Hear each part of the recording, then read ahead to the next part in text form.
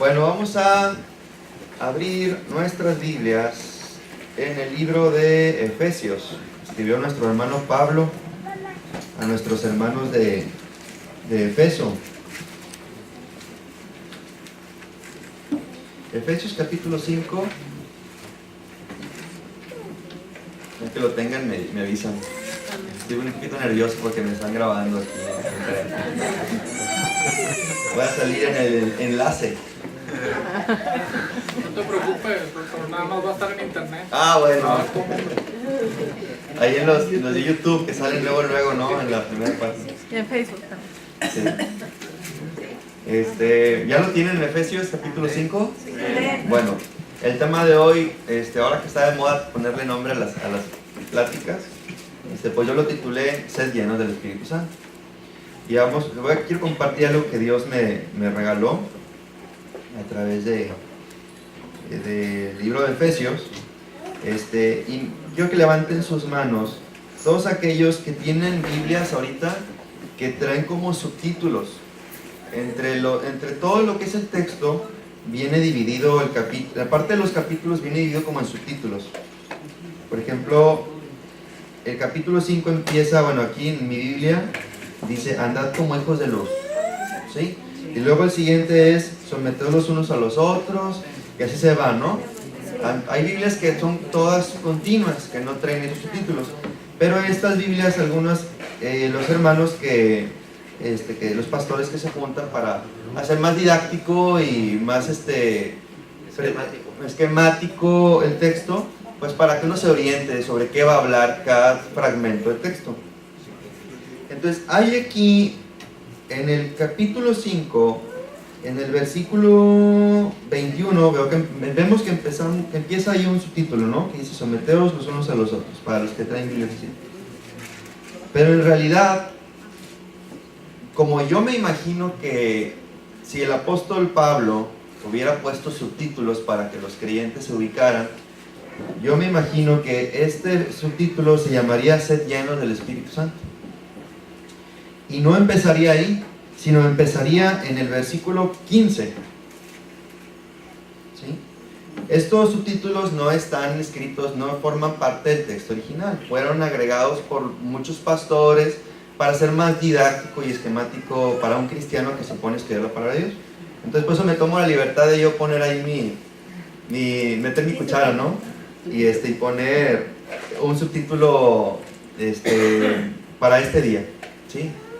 Y sería en el versículo 15, y sería sed llenos del Espíritu Santo.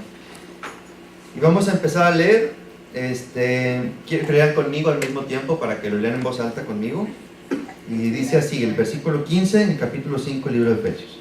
Dice, mirad pues con diligencia cómo andéis, no como necios, sino como sabios, aprovechando bien el tiempo, porque los días son malos. Por tanto, no seáis insensatos, sino entendidos de cuál sea la voluntad de Dios. Vamos a detenernos ahí. Ahorita coincidió que el pastor es una invitación para el que se prepare, ¿no? Coincide con este tema, porque tiene mucho que ver. Porque como cristianos, como pueblo latinoamericano, somos una cultura un poco diferente al mundo europeo, que son muy estudiosos, muy intelectuales y muy racionales. Ellos están en un extremo. Y el latinoamericano es muy emocional, como que a lo intelectual no le pone mucha atención, al estudio, a meterse y empezar a buscar y entender. O sea, al latinoamericano le gusta mucho tener el concepto general y sentir, emocional, disfrutarlo, pero el pueblo de Dios, en el cual el apóstol Pablo se instruyó, es un pueblo de mucho estudio.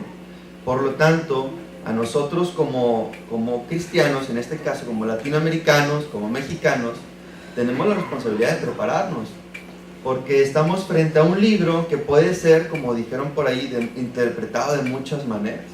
Entonces es muy importante sentarnos y estudiar la palabra de Dios. Y aquí el apóstol Pablo, en el versículo 17, dice: por tanto no seáis insensatos, sino entendidos de cuál sea la voluntad de Dios. Y nosotros sabemos por cultura cuál es la voluntad de Dios. Que no es bueno matar, que no es bueno robar, que no es bueno cometer adulterio. Pero eso ha sido porque hemos sido muy bendecidos, porque nuestra sociedad está muy adaptada a los conceptos cristianos, ¿sí? Sabemos que robar es malo, sabemos que matar es malo. Y en otros países, en otras culturas, a lo mejor chocaría, porque a lo mejor matar en África no es tan malo como matar aquí en México, ¿sí? Entonces es muy importante que conozcamos la palabra de Dios a fondo y entendamos todas sus implicaciones. ¿Para qué? Para saber cuál es la voluntad de Dios. Ese es el 17. Vamos a continuar con el 18. Y dice: no os embriaguéis con vino. A ver, lean conmigo. No os embriaguéis con vino, en lo cual hay disolución. Antes bien, sed llenos del Espíritu Santo. Hasta ahí la vamos a quedar. ¿Por qué al apóstol Pablo se le ocurrió hacer una comparación entre tomar vino y embriagarte y con ser lleno del Espíritu Santo? ¿Qué relación podríamos encontrar ahí? Cuando una persona se embriaga con vino, es contrario a la persona que se domina. Cuando se embriaga, es dominada por el vino, pierde completo control de sí mismo y empieza a hacer cosas que no haría si estuviera sobrio. Cosas ilógicas que no tienen sentido, empezaría a hablar o empezaría a actuar de una forma vergonzosa. Pero contrario a eso, el que es dominado por el Espíritu Santo no es dominado por el Espíritu Santo, sino que el Espíritu Santo le da la gracia de tener absoluto control sobre sí mismo y no obrar de una forma pecaminosa o degradada, digamos así. La idea de que nuestro hermano Pablo nos plantea aquí en el libro de Efesios no es que el creyente que es lleno del Espíritu Santo es dominado por el propio Espíritu Santo, sino todo lo contrario. Se hace más cuerdo, se hace medido, se hace lleno de sí mismo para hacer la voluntad de Dios de una forma espiritual e inteligente, ¿sí? No emocional, es espiritual e inteligente, con conocimiento pleno de las obras que hacemos. Entonces, algo que por lo que yo decidí poner la llenura del Espíritu Santo desde el versículo 15 es porque nos empieza a decir que como cristianos tenemos la obligación de conocer cuál es la voluntad de Dios. Pero después nos dice que tenemos que ser llenos del Espíritu Santo, no como cuando nos embriagamos con vino, sino ser llenos del Espíritu Santo. ¿Para qué? ¿Y cómo? Ese es el tema de hoy. ¿Por qué quité el subtítulo de abajo? Porque si comenzamos a leer, si ignoráramos ese subtítulo y comenzamos a leer de forma corrida todo el texto hasta el siguiente subtítulo que dice la armadura de Dios, es otro tema que trata Pablo en esta carta, nos daremos cuenta que no existe una división, sino que es todo un mensaje continuo hasta el versículo 9 del capítulo 6. ¿Por qué? Porque si nos ponemos a revisar, vamos a descubrir que Pablo nos está diciendo que seamos llenos del Espíritu Santo, pero no solamente nos dice que sean llenos, sino nos explica cómo. Y eso es lo que vamos a ver el día de hoy. Según Pablo, y si leemos en todo ese texto continuo como un solo mensaje, nos vamos a dar cuenta que el apóstol Pablo les enseña así a los hermanos de Éfeso que existen 4 dimensiones de santidad para ser llenos del Espíritu Santo. Cuando yo conocí a Cristo, yo fui a un retiro y a mí me dijeron que para llenarme del Espíritu Santo, pues uno hace una oración, uno le impone las manos y es investido con el Espíritu Santo para llevar a cabo las obras buenas de las que vamos a hablar más adelante. Pero nunca había revisado cómo el apóstol Pablo nos va dando todos los tips para poder, ya siendo llenos, mantenernos llenos del Espíritu Santo y seguir llenándonos del Espíritu Santo. Esas 4 dimensiones es la dimensión de santidad personal, santidad matrimonial, santidad familiar y santidad social, que vamos a ir revisando como nuestro hermano Pablo nos las fue escribiendo. Por lo tanto, vamos a empezar con la santidad personal. ¿A qué se refiere eso? Que hay una condición, hay un esfuerzo, hay un acto de fe que el cristiano debe llevar a cabo para atraer y mantener avivado el fuego del Espíritu Santo en su vida. La primera que vamos a tratar es la santidad personal, o la dimensión personal y cómo aplicar esa santidad a nuestra vida para mantener nuestra vida personal llena del Espíritu Santo. Y eso viene en el versículo 18, no, en el 19. En el 18 dice que no nos embriaguemos con vino, sino que seamos llenos del Espíritu Santo. E inmediatamente nos dice cómo personalmente podemos ser llenos del Espíritu Santo. Dice, hablando entre vosotros con salmos, con himnos y con cánticos espirituales, cantando y alabando al Señor en vuestros corazones. Pero les voy a dar una perlita que encontré en el versículo 19. En el versículo 19, revisando el texto original, esta es una traducción, revisando la traducción más apegada al griego, en qué idioma que fue, no dice cantando y alabando al Señor con vuestros corazones, sino dice cantando y entonando salmos de todo corazón al Señor. Así es como el texto manuscrito original está escrito. Entonces, ¿qué relevancia tienen aquí los salmos? El pueblo de Dios, todas sus alabanzas, sus adoraciones, están inspiradas o basadas literalmente en los salmos. ¿Por qué? Porque los salmos es una recopilación son 150 salmos que recopilan todas las necesidades del ser humano, mentales, físicas y emocionales. Por lo tanto, son una herramienta muy útil es una guía muy útil para elevar nuestra adoración, nuestra plegaria, nuestra conversación a Dios. No significa que no tengamos una comunicación, una conversación con Dios, pero son una herramienta muy poderosa espiritualmente porque están inspirados por el mismo Espíritu Santo para elevar nuestra adoración y alabanza a Dios. El segundo tip que nos da el apóstol San Pablo es en el versículo 20, dice, dando siempre gracias por todo al Dios y Padre, en nombre de nuestro Señor Jesucristo.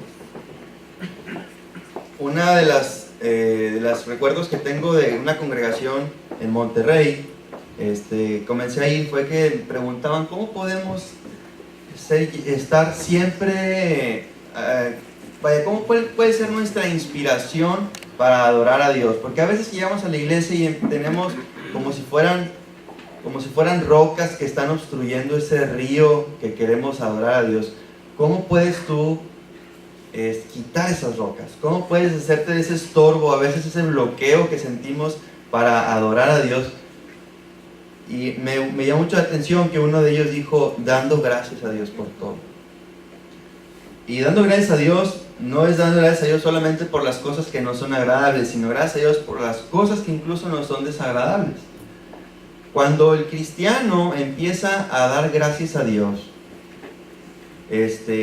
su espíritu empieza, digamos, como a vibrar y empieza a romper con todas las cadenas, con todos los obstáculos que te impiden alabar y adorar a Dios con esa emoción, con ese gozo.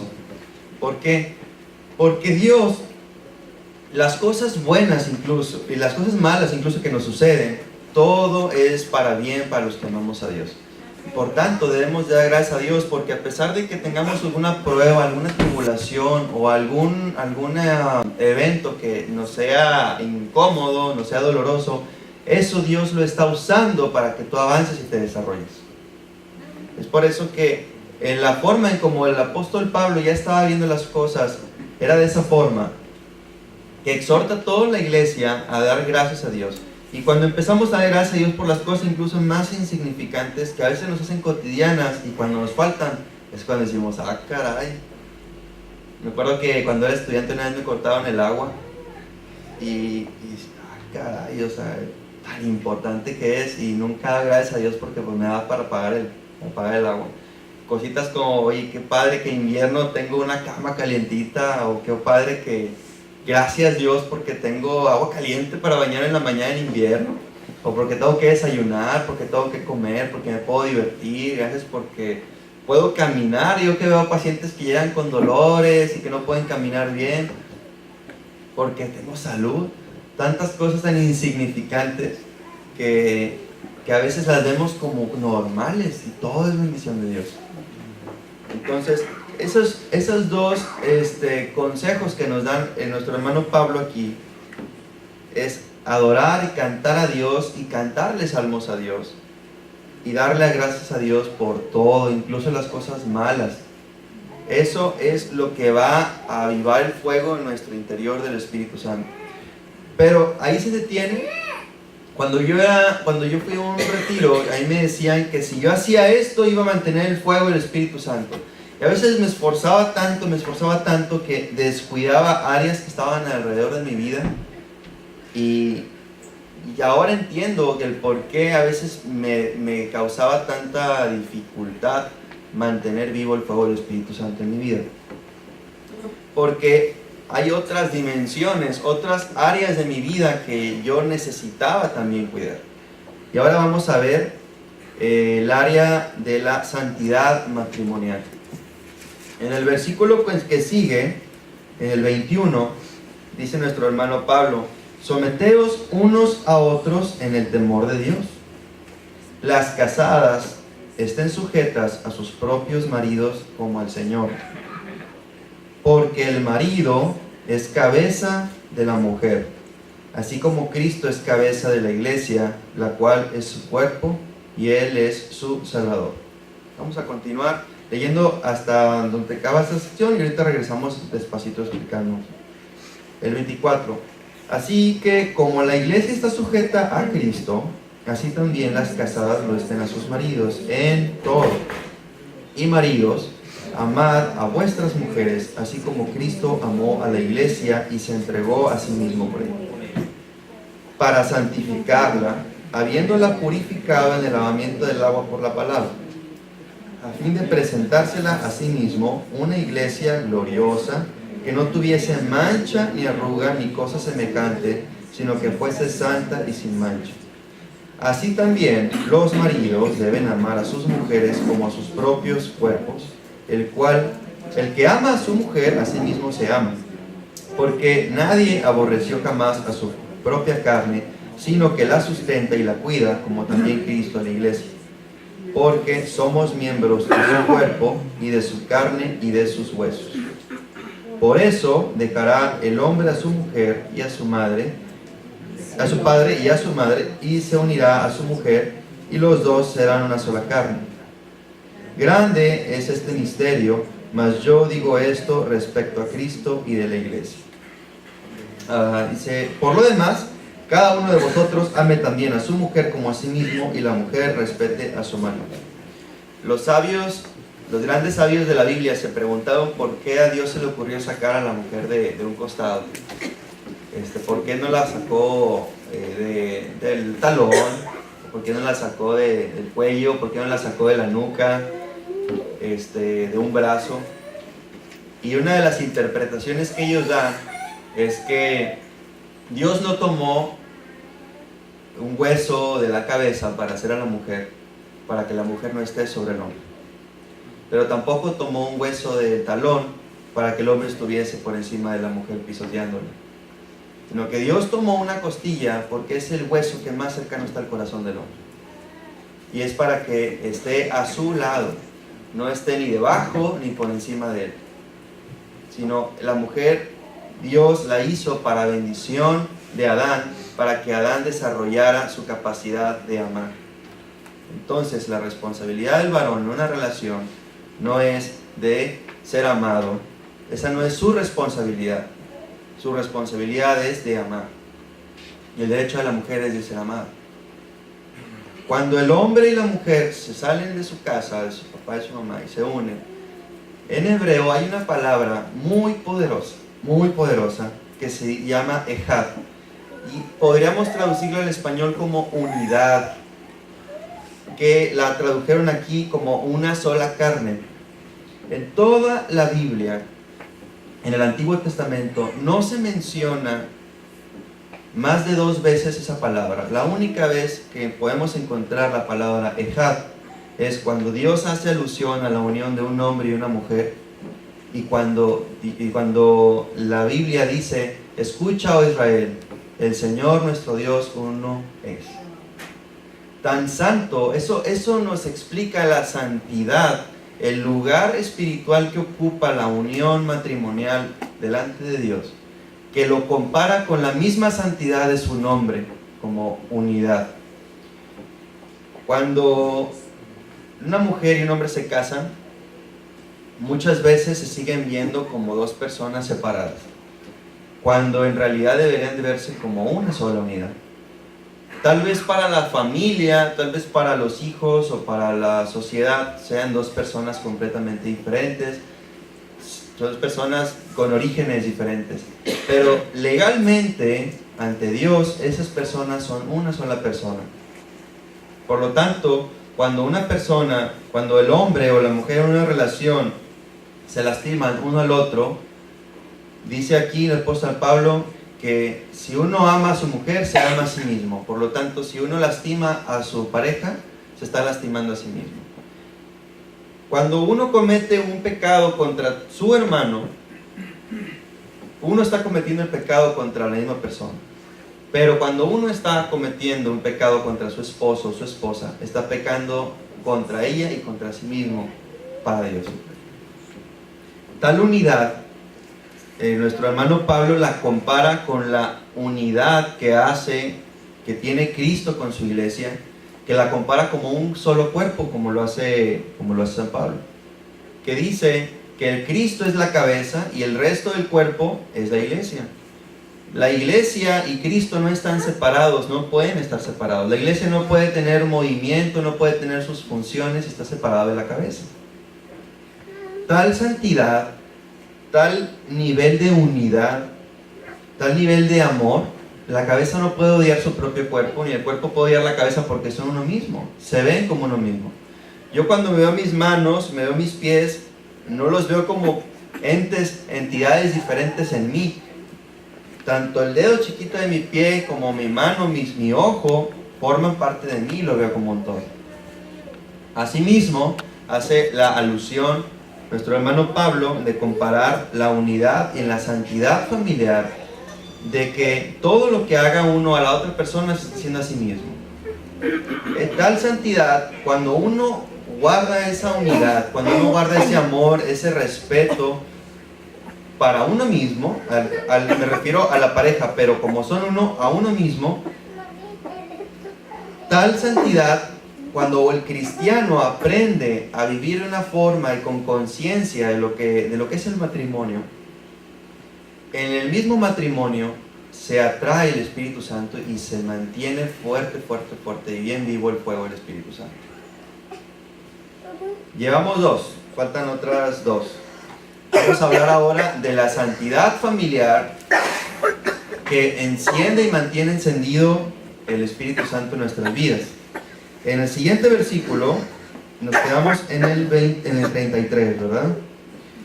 En el siguiente versículo, en el capítulo 6, dice: hijos, obedeced en el Señor a vuestros padres. ¿Por qué? Porque es justo. Honra a tu padre y a tu madre, que es el primer mandamiento con promesa, para que te vaya bien y seas de larga vida sobre la tierra.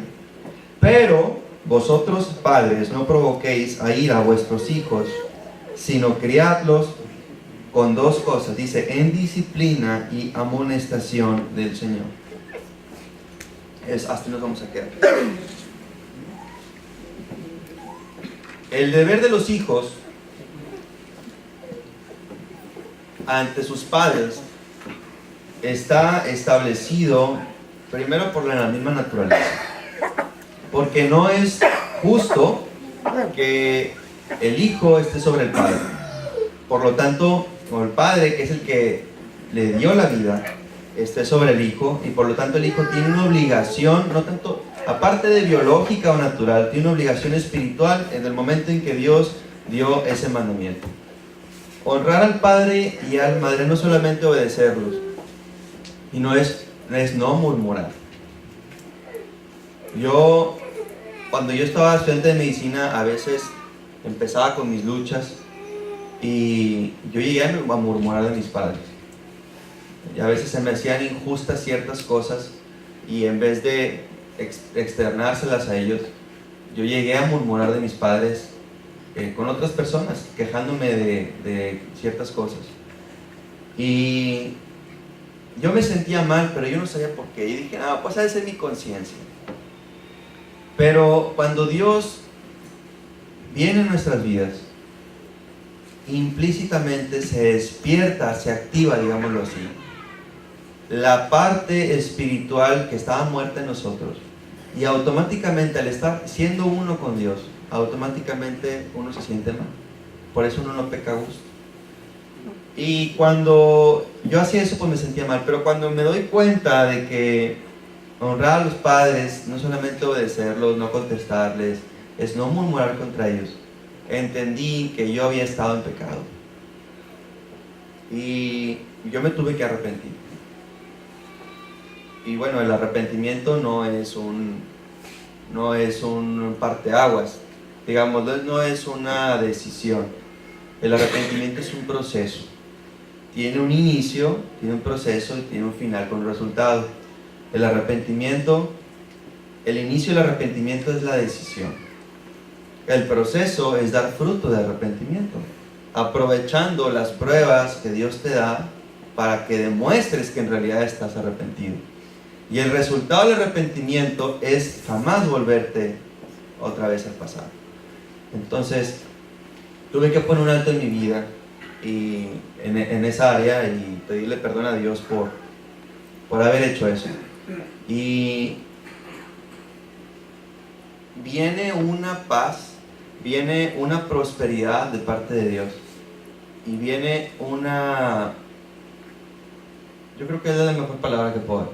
Una paz cuando estás haciendo el mandamiento como en toda su plenitud, no solamente literal, sino en un nivel espiritual, en el nivel que Dios te regala, te concede el entendimiento de dicho mandamiento, que muchas veces nos cerramos a lo que dice, es que aquí dice así, pero en tu interior y el Espíritu Santo te revela realmente la magnitud que encierran esas palabras, que es el espíritu de la palabra de Dios.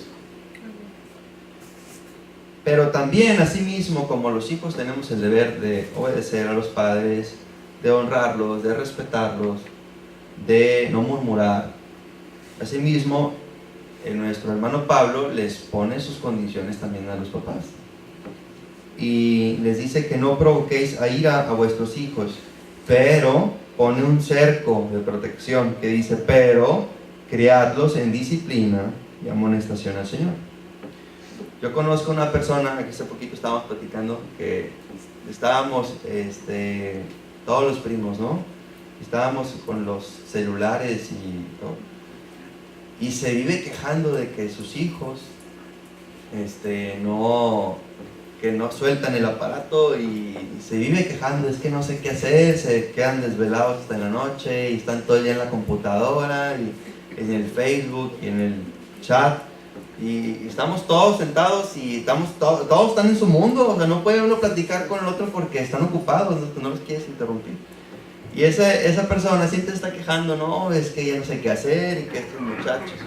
Entonces nos encontramos a los muchachos y, oye, ¿qué te regalaron de Navidades? No, mi papá me regaló un iPad y mi papá me regaló un iPod y una computadora. Entonces, los mismos padres están contradiciendo. ¿A qué voy? Que cuando nuestro hermano Pablo nos dice que criadlos en disciplina y en amonestación del Señor, no solamente es no provocarlos a ira, sino ponerles límites. Y los límites que nos está diciendo aquí nuestro hermano Pablo es los límites de la palabra de Dios. Para eso hay que conocer la voluntad de Dios. Que ahorita vamos a tocar ese tema. Ahora en el versículo 5, vamos a entrar a la santidad social. ¿Cómo nos desenvolvemos en nuestro trabajo? Nos desenvolvemos con las demás personas. Todo esto integra círculos de santidad que incluso a lo que te rodea va a traer al Espíritu Santo. En el versículo 6, ¿estamos? En el 5. Dice: siervos, obedeced a vuestros amos terrenales con temor y temblor, con sencillez de vuestro corazón, como a Cristo, no sirviendo al ojo como los que quieren agradar a los hombres, sino como siervos de Cristo, de corazón, haciendo la voluntad de Dios, sirviendo de buena voluntad como el Señor y no a los hombres, sabiendo que el bien que cada uno hiciere, ese recibirá del Señor, sea siervo o sea libre. Y vosotros, amos, haced con ellos lo mismo, dejando las amenazas, sabiendo que el Señor de ellos y vuestro está en los cielos, y que para Él no hay acepción de personas. Y termina ese tema y empieza a hablar de otro tema. Pues eso lo veo como todo. Yo tengo tiempo trabajando ahí en el hospital. Y ahorita que cuando me puse a leer esto, entendí muchas cosas. Estaba un poquito trabajando ahí en el hospital, y ahora que se acercaban las fechas de la Navidad y de que se juntan todas las familias, pues 2 de los que trabajamos ahí pues no somos de Monterrey. O sea, tenemos nuestras familias, creo que él es de Matamoros y yo soy de aquí de Laredo. Y una doctora es ella sí de Monterrey. Entonces pues empezamos a ver, oye, pues ¿cómo le vamos a hacer? Porque no va a haber trabajo del 20 al 6 de enero, o sea, no hay cirugías programadas, ¿no? Pero si sale algo en vacaciones, una urgencia, pues tenemos que estar aquí. Entonces dijo nuestro jefe, nos dice: no es necesario que se queden los 3, con que se queden 2, háganse un rol, y ustedes ahí se ponen de acuerdo para ver quiénes van a estar en sus días que les corresponde como guardia. Y ahí me dice uno de los que ya tiene varios tiempo ahí, me dice: no hombre, dice, Navidad. Y a lo que es el 24, 25, 30, 31 y 1 siempre están operando y siempre hay pacientes. Y dije, bueno, pues ¿qué hago? Entonces empecé a hacer un calendario, pero lo hice en blanco. O sea, hice los días que íbamos a estar y les dije: oigan, pues ¿cómo ven? Vamos a hacer un calendario para hacer un rol. Me lo quitaron. Empezaron a tachar. Y me dejaron a mí los días que... pues que uno quiere estar acá en casa, ¿no? Que es del 23 al 31, al 28 más o menos.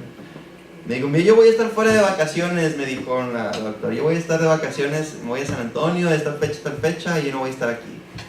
Y otro compañero: no, pues mira, yo voy a estar desde mañana hasta el 22. Entonces le dije yo, me dice: pues te quedas tú de guardia. Entonces dije: bueno, pues estaba de vacaciones, ya quedó con su familia y también se va allá a Matamoros. Que pues ¿qué hago? Entonces me sentía pues triste. Dije: pues no es justo, Señor, que ni siquiera me dejaron agarrar a mí y poner mi día ahí. Y dije, bueno, y me acordé de este verso. Me acordé del verso que dice: siervos, obedeced a vuestros amos terrenales con temor y temblor, con sencillez de vuestro corazón, como a Cristo. Dice: no sirviendo al ojo como los que quieren agradar a los hombres, sino como siervos de Cristo, de corazón, haciendo la voluntad de Dios. A mí me gusta una traducción que dice: haciendo las cosas para Cristo. Entonces dije, bueno, no estoy en un trabajo, no estamos produciendo juguetes, no estamos produciendo, o sea, no estoy trabajando en una fábrica, estoy viendo personas. Dije, ya, ese es otro boleto. Mi compromiso moral ante la sociedad, pero primero ante Dios y ante Cristo, pues son las personas. Y las personas se enferman en Navidad y se enferman en Año Nuevo. Y dije, pues ni modo, si ya estoy aquí, voy a hacer las cosas. Y si me hablan, pues ni modo, pues es mi trabajo y lo voy a hacer para Cristo. Entonces yo creo que Dios vio esa actitud, porque aquí dice que el Señor nos va a dar conforme a lo que hagamos. como que yo a mi corazón, y en todas las vacaciones no me hablaron, así que y yo ya estoy en mi rol de descanso de aquí a enero, y bueno, yo le doy muchas gracias a Dios. Ayer le decía a mi papá, hoy es el último día hasta que estoy de guardia, no me hablaron, y bien padre, ni una llamada, ni nada, más que feliz Navidad. Creo que el 24 me mandaron un mensaje y dije, sí, ya habla. Yo voy checando y decía, feliz Navidad, Luisito, me ponían. Y yo, feliz Navidad. Pero no me hablaron para ver pacientes, no, estuvo muy tranquilo. Y bueno, ya le decía al Señor, ando cansado, ando como ya, sí, ya ando cansado de todo el día pacientes, quiero como que un descanso, irme al Laredo, estar con mi familia. Y bueno, mi Padre Celestial me lo regaló de Navidad. Gloria a Dios. Entonces, a mí yo veo esto porque dice, bueno, a los amos, pues ya no tenemos ahorita esclavitud como lo tenían los griegos, que era una cultura en que la esclavitud era como... Pero como cristianos, esto lo podemos ver en nuestras responsabilidades laborales, que muchos tenemos jefes, muchos tenemos una autoridad y muchas veces queremos quedar bien con él, ¿no? Porque por un puesto, porque nos van a dar un bono, por esto. Pero lo que nuestro hermano Pablo nos enseña es de que nuestra motivación sea agradar a Cristo, que sea hacerlo como para Cristo, como si fuera Cristo mismo que te lo estuviera pidiendo. Y cuando lo haces con eso, notas un cambio, ahí sientes un gozo. Bueno, exactamente, estás atrayendo la presencia de Dios a tu vida. Y se está manifestando. Y eso lo notan.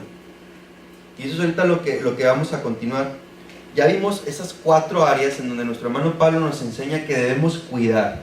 Debemos de cuidar nuestra relación con Dios. Debemos de adorar a Dios. Y hasta nos da un tip. Cántale salmos a Dios. Ya vimos que nuestra relación matrimonial atrae la presencia de Dios.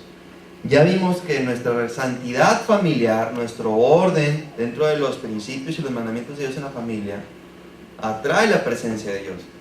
Y vemos que aún en nuestro trabajo, el hacer las cosas para Cristo, atrae la presencia de Dios. Entonces estás dejando que el Espíritu Santo invada no solamente tu vida personal, sino tu entorno. Pero ¿para qué ser lleno del Espíritu Santo? ¿Cuál es el propósito? ¿Es para sentir bonito? ¿O es para estar de buen humor porque se siente uno muy bien? Vamos a ver, dice nuestro Señor Jesucristo, yo lo voy a leer, dice, le enseñó y decía nuestro Señor, vosotros sois luz del mundo. Una ciudad asentada sobre un monte no se puede esconder, ni se enciende una luz y se pone debajo del almud, sino sobre un candelero, para que alumbre a todos los que están en la casa. Así alumbre vuestra luz delante de los hombres, para que vean vuestras buenas obras y glorifiquen a vuestro Padre que está en los cielos. ¿Para qué se llena del Espíritu Santo? Para hacer luz en medio de la oscuridad. A veces nos afanamos, no, es que tengo que predicar. Nos afanamos tanto en eso y en crear, sistemas o un esquema de trabajo. Vamos a ir acá y vamos a ir a predicar, y descuidamos de esas 4 áreas en que tenemos que estar consagrando a Dios día a día. La mejor forma de evangelizar es siendo luz. Evangelizar es mucho más que estar aventando bibliazos, que estar pregonando en las calles, que compartir en el trabajo de Cristo o en la escuela. Evangelizar es ser luz en medio de la oscuridad. Y es la misma presencia de Dios, la que atraemos al cuidar esas santidades necesarias, la que atrae las almas al Evangelio. ¿Por qué? Porque ven que el Evangelio lo vivimos día a día. Pero ¿cuáles son las buenas obras? En resumen, así son muchas, pero en resumen, ¿cuáles son las buenas obras? ¿Cuáles son los principios espirituales en donde están fundados todos los mandamientos que Dios tiene para nosotros? El profeta Miqueas enseñó: oh hombre, Dios te ha declarado lo que es bueno. ¿Qué pide Dios de ti? Que solamente hacer justicia, amar, misericordia y humillarte ante tu Dios. Y pues nuestro Dios y Padre nos dé la gracia y voluntad este año 2014 para llenarnos y mantenernos llenos de su presencia, de su espíritu de santidad, para vivir, como dijo nuestro Señor Jesucristo, con buenas obras ¿Qué significa? En las palabras del profeta Miqueas, siendo justos, amando, siendo misericordiosos, generosos con los necesitados, con nuestro prójimo. Ayer íbamos a Laredo, Texas, y había bastante gente, pero mucha gente en el puente pidiendo, oigan, me deportaron. No sé si les tocó que a Laredo, Texas, que mucha gente está tocando las ventanitas de los carros. Me deportaron y ando con mi familia, traigo a mi niña y no tengo que comer. Yo no sé si sea verdad, si sea mentira, si sea gente, como dice, gente mañosa, ¿no? Que ya le agarró el gusto y se quedó pidiendo, o si es gente en realidad deportada. Pero me gusta mucho a veces escuchar enseñanzas así de pastores, incluso de rabinos, y me llama mucho la atención que el concepto de generosidad que tienen en Israel es muy diferente al concepto de generosidad que tenemos aquí en México. Aquí la persona que tiene dinero y que llega ahí y le pide, lo hace por lástima, ¿no? Pues para que Dios lo ayude. Pero en Israel, la forma como una persona de Israel ve, culturalmente hablando, no religiosamente, sino culturalmente, dicen que andan los pordioseros, o la gente, las viudas, los huérfanos pidiendo dinero en las calles, y los niños que andan en el mercado con la mamá, empiezan a jalar la falda de la mamá. Mamá, dame dinero, porque hay un señor que necesita. Y la mamá empieza a sacar monedas y les empieza a dar a los niños, los hijos, y los niños van corriendo. Como aquí cuando van a echarle las maquinitas, mamá, dame porque hay chicles. Allá si ven a alguien necesitado, mamá, dame dinero. ¿Por qué? Porque tradicionalmente, no lo dice la palabra de Dios, pero tradicionalmente ellos entienden que cuando uno da limosna a alguien, Dios te está dando la oportunidad de cumplir un mandamiento. Para ellos es un premio. Quiero cumplir un mandamiento, y andan buscando cumplir mandamientos por todos lados, y ayudar al pobre es un mandamiento, y entonces para ellos es como un premio y quieren cumplir mandamientos por todos lados. Entonces la mamá les da y ellos van y le dan al pobre y se sienten muy contentos. Entonces llama mucho la atención y digo, como nosotros, conociendo de Cristo, y a veces no traigo y le cerramos la ventana, ¿no? O así que no traigo, y contando las monedas para el metro, para el puente. Y ayer estábamos, había una señora, y de entre todos los que nos tocaban, y había moneditas, y 5 pesos ahí le di, al Ejército de Salvación. Y el señor como que se sorprendió de que le había dado. Muchas gracias, Dios los bendiga, mire, va a ver que van a pasar bien rápido el puente, me decía bien contento. Y me sorprendí que se emocionó, o sea, ni siquiera lo ven como que ya tenía horas y nadie le daba, yo creo. Y dije, bueno, hay que ser generosos. En la palabra de Dios dice que nuestro Señor nos exige que seamos misericordiosos, que amemos al necesitado, que nos mantengamos humildes de corazón ante nuestro Padre Dios. Y bueno, pues quiera nuestro Padre que nos dé su gracia, nos dé de su espíritu, y nos llene cada día más, y que nos dé la gracia de cuidar esas áreas de nuestra vida, para mantener esa presencia de Dios en nuestra vida avivada y para dar fruto. Eso es lo que Dios quiere. Dios anhela que compartamos del Evangelio, que compartamos de nuestra fe, pero asimismo anhela que con esa misma fervor seamos luz, y esa misma luz va a atraer a la gente. ¿Sí? Entonces vamos a hacer una oración para terminar, y bueno, pues es que este año 2014 Dios nos haya hablado y que empecemos a trabajar en esas áreas de nuestra vida. ¿Sí?